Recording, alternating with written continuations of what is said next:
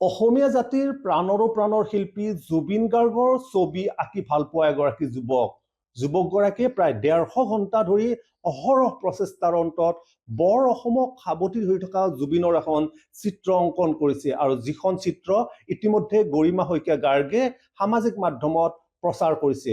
এই সন্দৰ্ভত আমি এই মুহূৰ্তত উপস্থিত আছো কামৰূপ জিলাৰ দীপজ্যোতি তালুকদাৰ নামৰ যিগৰাকী যুৱকে এই ছবিখন অংকন কৰিছে। তেখেতৰ সৈতে উপস্থিত আছো। দীপজ্যোতি তালুকদাৰ, আপুনি জুবিনৰ প্ৰাণৰ শিল্পী জুবিনৰ ছবি আঁকি ভাল পাওঁ বুলি কৈছে, যি 150 ঘণ্টা ধৰি এইখন চিত্ৰ অংকন কৰিছে, কেনেদৰে কি অংকন কৰিলে কওকচোন। হয়, নমস্কাৰ। মই দীপজ্যোতি তালুকদাৰ। মোৰ ঘৰ কমলপুৰৰ বৰদবুখিয়াত হয়।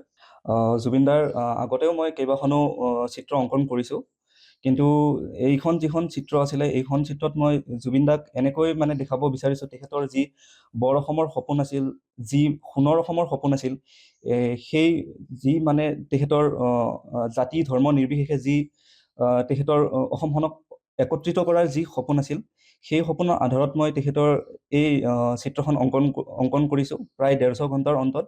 তেখেতৰ আশীৰ্বাদত যিটো মোৰ অনুভৱ হৈ আছে সেইটো বুজাবৰ কাৰণে মোৰ মুখত শব্দ নাই। মই যথেষ্ট আনন্দিত হৈছোঁ আৰু মোৰ এই চিত্ৰখন সামাজিক মাধ্যমৰ সকলোতে ইমানকৈ শ্বেয়াৰ হৈছে, ইমানকৈ অসমবাসীয়ে মোক ইমানকৈ মৰম দিছে, ইমান ছাপোৰ্ট দিছে, তাৰ লগতে মোক ইমান বেছি এপ্ৰিচিয়েট কৰিছে। মই সকলোৰে কমেণ্টবোৰ পঢ়ি কিনে মই বহুত মটিভেট হৈ গৈছোঁ।